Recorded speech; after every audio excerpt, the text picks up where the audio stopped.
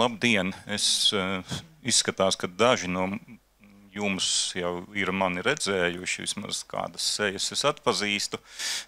Esmu Gins Melkalnietis no iestādes ar garo nosaukumu Informāciju tehnoloģiju drošības incidentu novēršanas institūcija. Jums normālāk ir zinām kāds RTV. Strādājam kopā ar aizsardzības ministriju pie Latvijas kiberdrošības uzlabošanas, stiprināšanas un dažādu kiberdraudu novēršanas pamatā valsts iestādē, bet mūsu redzes lokā ir principā viss, kas notiek Latvijā, ne tikai valsts iestādēs. Kas notiek pie mums 24 stundās? Varat redzēt kopējo detekciju skaitu, tas ir tas skaitlītis, ko saņem mūsu sensori, tas ir pa vienu diennakti. Protams, šīs detekcijās tie visi nav kaut kādi tādi šausmīgi uzbrukumi par kaut kādiem nopietnākiem, kur var redzēt, tas devītnieks ir kaut kādi incidenti, ko mēs esam izveidojuši vakardien, kas ir tieši saistīti ar kaut kādām jau konkrētākām lietām. Bet vairums gadījumu ir dažādas inficētās sistēmas, nepareizas konfigurācijas, kaut kas, kas varbūt tieši neatiecas uz jums kā izstrādātājiem, tāpēc, kad to sistēmu uzturēšana un atjaunināšana jau ir šo te viņu turētāju problēma, ne tik daudz jūsējā, bet mēs varam redzēt, ka uzbrukumi, kas potenciāli skar jebkuru, piemēram, phishings, kompromitētas iekārtas, viņas ir ļoti daudz. Ja es šeit paņēmu nost pamatā DDoSus, novecojušus kaut kādas versijas un tādas, teiksim, problēmas, kas nav raksturīgas, teiksim, kā cilvēku uzbrukuma vektors, bet arī atlikušajā var redzēt šies te, piemēram, divi, viņi var skart jebkuru, un, ja mēs skatāmies kaut kur tālāk, tur bija kaut kur ransomware šī galā, tas arī, teiksim, ir nopietns uzbrukums, kas skar daudzus, diemžēl skar tiešām arī izstrādātājus. Mēs esam saskārušies ar gadījumiem, kad skartas ir šīs te programmatūru izstrādes, vides, versiju kontrolas, vides giti un viss, kas pārējais ar to saistīts. Un ir atsevišķi grupējumi, kas tieši specializējas gan uz šiem izspiedēju vīrusiem kā tādiem, gan arī uz izstrādātājiem.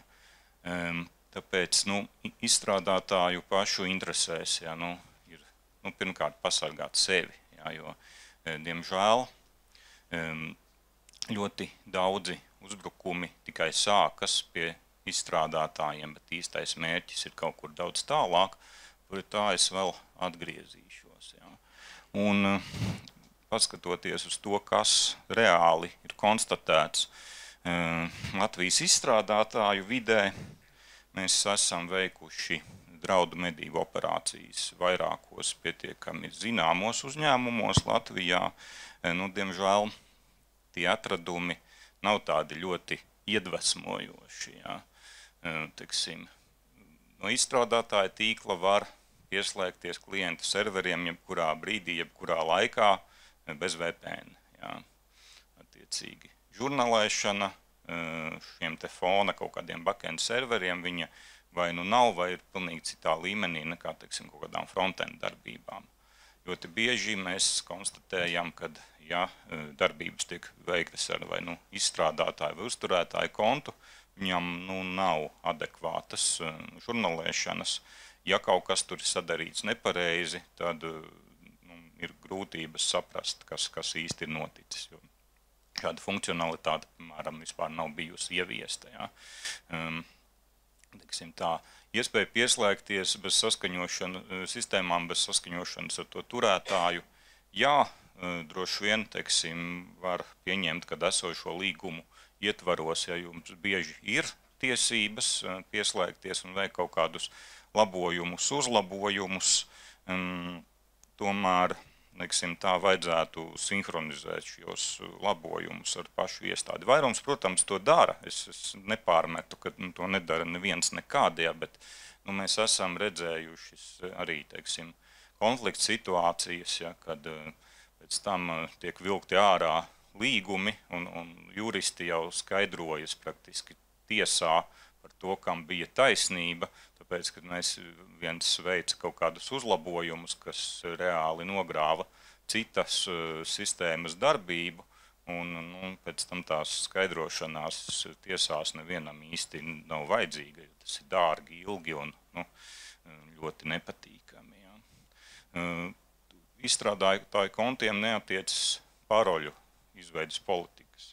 Arī mēs esam redzējuši dabā ļoti, ļoti sliktas paroles gan izstrādātāju šiem kontiem, gan, teiksim, vislielākā nelaime, kad, piemēram, sevišķi web izstrādātājiem mēdz būt, piemēram, šie testa konti, kas ir vienādi daudziem dažādiem projektiem, ja, un viņi nevienmēr tiek korekti atslēgti. Teiksim, ir gadījumi, kad šis te pasūtītājs ir pārņēmis šo teiksim, pabeigto projektu. Testa konti vienkārši ir atstāti, viņi nav dezaktivizēti, un ja kāds zina, teiksim, konkrētā izstrādātāja standarta paroli, viņš var staigāt pa dažādiem viņa projektiem un slēgties klāt. Protams, tam tā nevajadzētu būt, un vairumā gadījumu tās ir vienkārši cilvēcīgas kļūdas, kāpēc tas ir noticis. Ja, tas nav, teiksim, kaut kāda apzināta ļaunprātība, bet, diemžēl, šādas lietas cilvēki mēdz palaist garām, un šādi nabaga bārenīši testa vides tur mētājas pieejamas internetā tur gadiem, vienkārši, dažreiz viņām kādas specifiskākas tās hipersaites, bet nekas neatrodams. Tas pats arī ar dažādiem backupiem, starp citu, mēs arī esam konstatējuši, piemēram, datubāžu backupus, no kura var izdabūt, protams, visas backend SQL serveru paroles, kas arī tiek nolikti īstenībā internetā, un pēc tam no kaut kādā veidā viņus izdodās, teiksim, kaut vai pilno pārlasi atrast, un tālāk jau mēs tiekam pie backenda paralēm un jau varam darboties jau ar SQL serveriem. Jā. Atļauts izmantojot novecojušas operētāju sistēmas un programmas, tur, protams, lauciņš arī lielā mērā, teiksim tā, tas pārmetums varbūt ir arī pašu pasūtītāju lauciņā, jo, es saprotu, ka ne visi ir gatavi apmaksāt laicīgi migrāciju uz kaut kādiem jaunākām versijām un drošākām, bet, diemžēl, tās ievainojamības dēļ tā nekur nepazūd. Es pie šī vēl atgriezīšos ar savu skatu uz šo, bet, šīs ir tās standarta lietas, ja, ar ko visi iekrīt. Ja mēs paskatāmies lielos ciparos, ja, tad šis ir no IBM Data Breach reporta pagājušā gada, ja, tad, teiksim, supply chain attack, kas ir, principā, šie te izstrādātāju problēma, ja, ir, tas, ja nemaldos, ir šis te, ja, vai šīs, var sakot, apmēram piekdaļa, kas vispār nav nemaz tik maz. Sevišķi, kad šāda veida uzbrukumi ļoti bieži paliek nepamanīti, ilgstoši. Ja mēs redzam, ka vidēji 207 dienas, tas ir praktiski 3 mēnešus, ja, īsti neviens nav pamanījis kaut kādas problēmas. 3 mēneši, es pat teiktu, vēl ir tāds relatīvi optimistisks skaitlis. Man ir nevis 3, bet 7 mēneši. 7 mēneši ir vēl tāds optimistisks skaitlis, jo mēs praksē sastopam arī uzbrukumus, kur, teiksim, ir ievietot kaut kādi webšelli, kur ir kaut kādi papildus konti izveidoti, kas nav pamanīti, gadiem. Tiešām gadiem, tā kā, virsgada, 2, 3. Jā. Nu, tas arī viss, teiksim, saistās ar to, cik mēs sekojam līdzi savu tur projektu integritātei un kas tur, kur nonāk. Kāpēc es to visu stāstu? Tāpēc, kad ir viens šāds grupējums, DEV 0586, iepšu zināms arī zem vārda Cadet Blizzard, kas ir GRU, Krievijas galvenās izlūkošanas pārvaldes atbalstīta, teiksim, kiberoperāciju vienība, kas strādā arī Latvijā, un strādā arī Latvijā pret Latvijas izstrādātājiem, kas piegādā programmatūras produktus valsts iestādēm, valsts un pašvaldību iestādēm. Aktivitātes mēs esam konstatējuši, ļoti konkrētas, jā, teiksim, pilnīgi noteikti saistītas ar šiem uzbrucējiem, un tālāk jau sākās viss tas stāsts, ko es runāju brītiņu iepriekš, jā, kad mums ir problēmas atsakot, kas ir noticis, tāpēc, kad nav attiecīgi žurnalēšanas, brīžiem arī, teiksim, tās vides un kaut kādas monitoringa lietas, ja, kas tiek nodrošinātas izstrādātāju pusē, saviem darbiniekiem, savos uzņēmumos, viņas tālu atpaliek no tā, ko, teiksim, veids iestādes jau, kas šos programmatūras produktus lieto. Un šīs visas uzbrukuma tehnikas ļoti bieži sākās ar, nu, it kā nevainīgu webšellu, kas kompromitē kaut kādu konkrētu vietni uzņēmuma. Šī vietnē ļoti bieži ir iespējams sameklēt šos te izstrādātāja piekļuves paroles. Tālāk jau tiek mēģināts pirmkārt izpildīt kaut kādu eksploitu uz izstrādātāja datora tajā brīdī, ka viņš pieslēdzās kaut ko tur darīt. Vai arī izmantot šos pašus, teiksim, izstrādātāju paroles, lai pieslēgtos citām sistēmām. Diemžēl brīžiem arī ir problēmas ar paroļu atkārtotu lietošanu. Mērķis ir piekļūt jau izstrādātāju iekšējā tīklā. Mēs neesam redzējuši, teiksim, šo sastāvdaļu Latvijā. Ja, vismaz es neatceros manījis, ja kad kāds būtu reāli, teiksim, vaipojis izstrādes vides Latvijas firmām. Bet visu pārējo datu izgūšanu, ja, attiecīgi iegūt datus, kam nevajadzētu būt atklātā pieejā. Ja. Tas viss tiek darīts regulāri. Diemžēl izstrādātāju uzņēmumi ir vieni no tiem, kam reāli uzbrūk pietiekami intensīvi. Un tas ilgstoši paliek nepamanīts, ja, kamēr nesāk viņus ļoti konkrēti pārbaudīt, tāpēc, ka, piemēram, mēs esam pamanījuši kaut kādus dīvainus pieslēgumus no viņu tīkliem uz kādu no iestādēm. Ja. Un tas, diemžēl, šie te uzbrucēji spēja ilgstoši darboties nepamanīti. Viņi strādā cauru nedēļu, paramatā pa vakariem, sāk kaut kur tā ap 6, nestrādā tur gluži visu nakti, bet, teiksim, sestdienās viņiem ir tur ļoti brīvi, tur 6, 8, 10 vakarā tādus, vakara darbiņus viņi kaut ko padara, kad neviens neko nemana.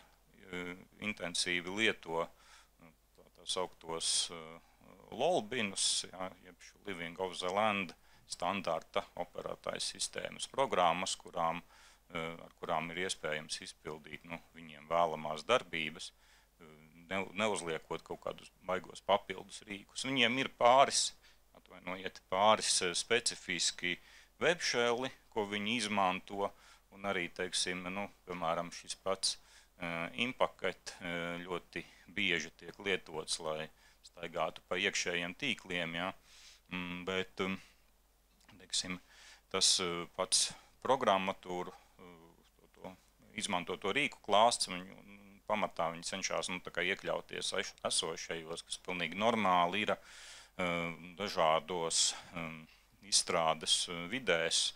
Un, diemžēl, tenīs, pēc mūsu pieredzes, tenīs izstrādes vidēs, protams, ir desmitiem dažādu versiju, novecojušu versiju, veci tur Pythoni un viss kas tāds, un vienkārši, kuriem ir iespējas, teiksim, kā minimums eskalēt privilēģijas, bet visbiežāk tur jau viss ir tik slikti, ka viņi principā staigā apkārt ar augstākajām iespējamām privilēģijām, un teiksim, tur mēdz būt izvietoti rīki, kuras it kā ir normāli, lai izstrādātu vai, teiksim, debugotu kaut kādus programmas, ko jūs ražojat, bet viņus var izmantot arī krietni citām vajadzībām, un pēc tam nav iespējams tā īsti izķert, kas notika, jo tad ir jāskatās līdzi, vai tiešām konkrētais izstrādātājs to vai citu rīku kaut kādā nakts vidū ir tiešām apzināti lietojis vai nē. Tas var būt arī ne nakts vidus, bet, teiksim, darba diena, 3 pēcpusdienā. Neviens vairs pēc pusgada neatcerās, ko viņš tanī dienā tieši ir darījis. Tā kā šis ir tas aktīvists, es teiksim tā, aktīvists, tur, protams, nav viens cilvēks, šis ir grupējums, kas reāli strādā pret jums, tāpēc, lai caur izstrādātāju prizmu un piekļuvēm tiktu tālāk iekšā valsts pašvaldību iestādēs. Ko mēs vēl redzam? Nabaga paroles. Mēs, diemžēl, esam gan dažādos administratoru, gan arī programmētāju un izstrādātāju datoros atraduši klasiskos TXT failus ar parolēm plaintekstā priekš dažādām sistēmām, kas turklāt, protams, nav tikai testa sistēmas, bet arī live sistēmas, ja. Un tas ir viens, ja mēs tiekam tik tālu, tad no failus vienkārši var nolasīt un visur citur slēgties, ja. Protams, jau atkārtot izmantotās paroles, tas arī ir diezgan tipisks kļūdu avots, ja. Un, protams, jā, visur, kur iespējams netiek izmantoti papildus autentifikācijas rīki. Jā. Jūs paši ticamākais, ja esat šeit, ja lieliski zinat par Smart ID un šo te papildus faktoru izmantošanas nepieciešamību, bet, diemžēl praksē mēs redzam, ka slinkums ņem virsroku un dažādi papildus autentifikācijas rīki, principā netiek izmantoti. Es pats personīgi, teiksim, iesaku pārdomāt vai, tādiem vismaz nopietniem kontiem, jā, izmantot tomēr šos te UTF un tam līdzīgus rīkus, kas ir, kriptogrāfiski šie te tokeni, ko ģenerē hardvāres iekārta, kas jums ir kabatā, jā.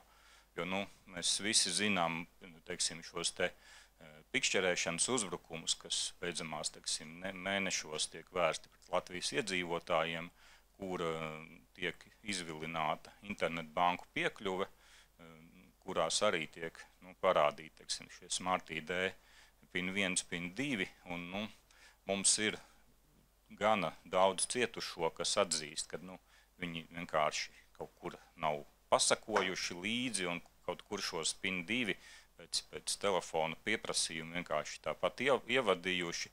Daļa ir apjēgušies, pēc tam zvanījuši bankai un tur pieprasījuši atcelt kaut kādus maksājumus, bet daļa to konstatē jau stipri pa vēlu. Tāpēc, paļautos uz to, ka cilvēks neievadīs šos kodus tad un tur, kur nevajag, ļoti nevajag. Ja, vismaz, ja ir iespēja pašiem nodrošināties, ja, tad paņemiet šos jubikējus vai kaut kādus citus iekārtas, kas hardvāristiski spēs ģenerēt šos te pieteikšanās tokenus tikai vienai konkrētai vietnei, konkrētam URL, ko nevar tik viegli nozakt, nevar pierunāt viņu kaut kur nepareizā vietā ievadīt. Es gan esmu lasījis par kādu super uzbrukumu, kur teorētiski šo kāds ir apgājis, bet nu, praksē neesmu dzirdējis. Diemžēl par to, ka praksē ievada šos te autentifikācijas kodus ne tur, kur vajag, un šīs prāknieku vietnēs tas mums reāli ir beidzamās mēnešos ļoti, ļoti ikdienišķi. Kāpēc tas viss strādā? Nu, tāpēc, kad mēs jau strādājam ar šiem te autentifikācijas rīkiem, viņi uzbrucēji strādā pret cilvēkiem. Jā. Es piekrītu, ka labi uztaisīti, teiksim, šie te tehniskie mehānismi, ar viņiem viss ir kārtībā. Tur visbiežāk kaut kādas nav problēmas, kaut kādu sesiju pārvaldību vai kaut kādu kriptogrāfijas kļūdām, ja, bet problēmas ir tieši to, kā cilvēki reaģē uz šādiem, teiksim, stimuliem, piemēram, ievadīt PIN 1 vai PIN 2 vai, teiksim, kaut kāda izziņa no tiesas, ja, cilvēki, diemžēl, tik ātri nemācās. Un, ja mēs, teiksim, kas lietojam šīs tehnoloģijas jau vairāk kā 10 gadus, sekojam līdzi, kur un ko mēs ievadām, tad, diemžēl, tāda parasta publika, viņi to īsti nedara. Un ļoti daudzi, teiksim, šie uzbrukumi netīšām notiek kaut kādās sestdienās, sestdien vakaros, svētdienās, tad, kad cilvēki vienkārši atslāpst un zaudē modrību. Tas, diemžēl, strādā, jā. Un, protams, jā, attālinātās piekļuves, jā, arī šo mēs jau es pieminēju, tas var būt gan uz jūsu pašu datoriem, uz jūsu uzņēmumu, gan no jūsu uzņēmumu tālāk, jā, pie klientiem. Mēs tur arī esam redzējuši visādus brīnumus, jā, un sevišķi saistībā ar grāmatvedības un kaut kādiem datoriem, ko izmanto supportam, tur mēdz mētāties tur savu kaudzi ar dažādiem piekļuvas rīkiem un bez jebkādas aizsardzības. Varbūt tur viens kaut kāds kods.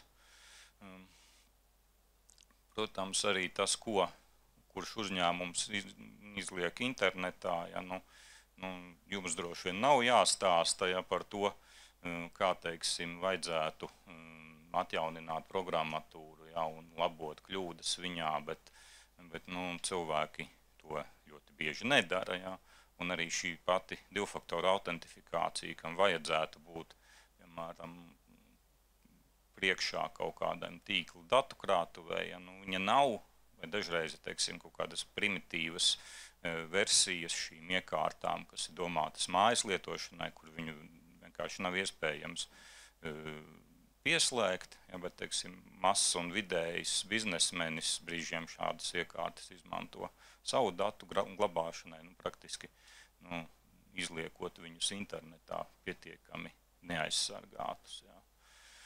Un arī jārēķinās, ka tie, kas strādā, lai kaut ko nozaktu, plus vēl pie šiem puišiem, ko es minēju jums iepriekš, jā, ļoti intensīvi strādā tie, kas cenšas nošifrēt datus, lai iegūtu izpirkumu. Tur var būt visas metodas, jā. Tur var būt SMS-i, kas tiek viltoti, valsts zvani ar viltotu balsi, detaļas par to, kurā stāvā, kas jūsu uzņēmumā atrodas, kas ir iegūtas, vai, teiksim, kaut kāda aizgājuša kolēģi, vai, teiksim, ārzemēs ir redzēts, kad arī uzņēmums tiek fiziski apmeklēts, jā, apskatīts, kur kas atrodas, tāpēc, lai varētu darbiniekus uzrunāt tā konkrētāk, jā, par to, kad, zini, man tur otrā stāvā, tur pa kreisi, serveru telpā vajag iespraust kaut kādu tur lietu, jā. Tāpēc šos visus uzbrucēji, kas nāk pēc lielas naudas, jā, viņi var lietot, un arī, ticamākais tiek un tiks lietoti, jā. Un tāpat tās dažādas fiziskas iekārtas, datu pārraides kabeļi, jā. Padomājam, kur un kā mēs pērkam savus, teiksim, datorus, savas klaviatūras, jo, diemžēl, kādā brīdī, kad sāk iet runa par lielu naudu, tad, ir iespējams saņemt arī iekārtas ar visādiem iebūvētiem pārsteigumiem. Protams, šo jūs, es domāju, visi zinat, jā. Un kad mēs ļoti daudzi, sevišķi valsts sistēmas, strādā uz kaut kādiem veciem legacy risinājumiem, kas netiek atjaunināti, jā. Šo es nestāstu jums, ja to es parasti uzsveru mūsu visām iestādēm, ja, par to, kad ir jāsaprot, ko mēs darām ar IT sistēmu un kā mēs viņus uzsāksim un kā mēs viņu arī pabeigsim. Un kurš labos pa vidu šos drošības trūkumus. Ja jūs kaut kādās saskarēs ar teiksim, valsts iestādēm, kāds saka, ka mums vajag tikai kaut ko uztaisīt, bet mums noteikti nekad nevajadzēs neko uzturēt. Ja? Sūtiet viņu pie mums, parunāsim ar viņiem, ja, par šāda veida pieejas pietiekamību un ilgspēju. Ja? Jo šīs, diemžēl, ir cerams jau aizajoša prakse, bet vēl ar vienu mēs ik pa laikam saskaramies ar tās sekām, ja, kad mums vienkārši nākās pieprasīt kaut kādas sistēmas atslēgt, vienkārši tāpēc, kad mēs saņemam atbildi, kad jā, tur ir problēma, ievainojamība, mums nav neviena, kas viņu varētu salabot, tāpēc tad mums vienkārši ir mūsu lūgums ir sistēmas uzturētājiem, viņas slēgt ārā un neizlikt internetā kā tādas. Jā. Jā. Kāpēc? Principā viss notiek tā, kā ir. Jā, vienmēr atceramies par parolēm. Ja jūs par parolēm es pieļauju un divfaktoriem jūs visu zinat, jā, par to, kas un kā monitorē, kas ir sadarīts. Jā, tas mums tā ir vairāk tā kā mūsu problēma, par to, kad mēs gribam saprast, kas ir noticis, un tad brīžiem izrādās, kad tas notikušais nav pietiekami labi savākts un saglabāts, ja, un steiga kaut ko jaunu pieslēdzot. Tas arī pamazām, teiksim, beidzoties Covidam, ja, kad uz Covida sākuma visi šausmīgi skrēja un slēdza pie interneta visu, ko vajadzēja, lai tikai palaistu attālināto darbu. Tas šobrīd ir tā kā nedaudz rimies. Ja.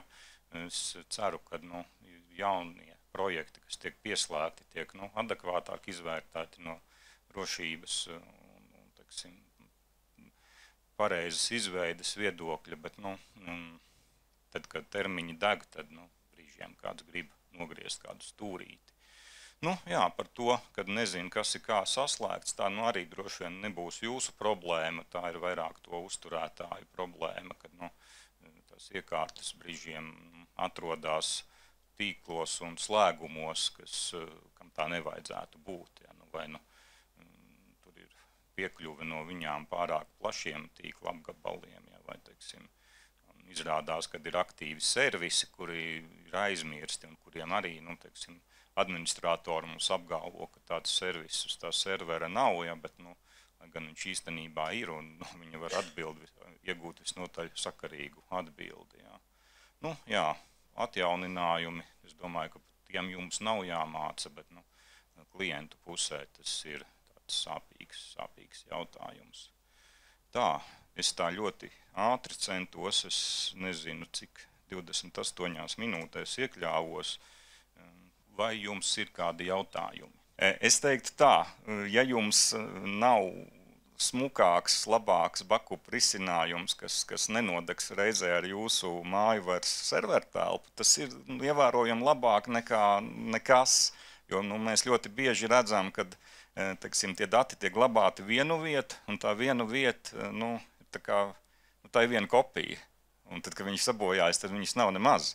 Tāpēc, labāk ir kaut kāds mākonis, jā, no viņiem baidīties nevajag, kaut gan arī pa mākoņu drošību ir cits ļoti skarbs stāsts, kā viņus pareizi vai nepareizi pieskrūvēt, kuram šīs API atslēgas, viņu pārvaldība, kas kur noplūst, ja, tas ir stāsts vēl uz pusstundu kā minimums, ja, bet jā, ja nav laba, teiksim, rezervas kopiju vadība un šīs te kaut kā minimums 2 iekārtas, kur glabājās šī informācija, tad drives nav sliktākais variants. jāskatās no valsts sektoram ir jāpakļaujās šiem te ministru kabineta 442 noteikumiem, kur noteikti dati ir glabājami tikai Eiropas Savienības, NATO un Eiropas ekonomiskās zonas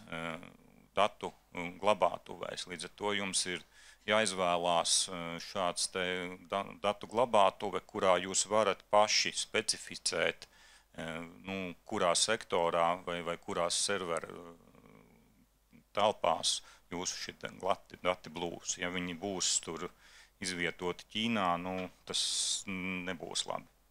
Tur ir ticamākais jāmeklē, jo tāda masveida logu ģenerācija principā ir raksturīga kaut kādiem automātiskajiem ievainojamību meklēšanas rīkiem, ja, bet otra nelaime ir ar šiem pašiem logiem, ja, vai tie, kas, teiksim, tie logi tiek kolekcionēti, tie, ko vajag, un vai viņi, vai viņos var atrast to, kas ir nepareizs, jo, mēs, diemžēl, saskaramies ar to, ka uzņēmumi un iestādes nopērk kaut kādus, teiksim, trešās puses, kaut kādas IDS un līdzīgas sistēmas un nenokonfigurē viņas. Un tad viņiem sanāk tā, ka tā sistēma pat strādā. Viņa tanī brīdī, kad ir konstatēts uzbrukums, viņa ir ieslēgusi tur sarkano lampiņu. Tikai nelaime, kad tur ir ieslēgtas vēl 7 sarkanas lampiņas ne pa tēmu, un to vienu vajadzīgo konstatēto neviens nav pamanījis. Un tad mums, diemžēl, ir bijis, kad mēs pārbaudām jau post factum pēc incidenta un varam tikai pajautāt. Jums pirms pusgada bija detekcija, ko jūs izdarījāt. Mēs paskatījāmies, nesapratām, aiztaisījām to tiketu.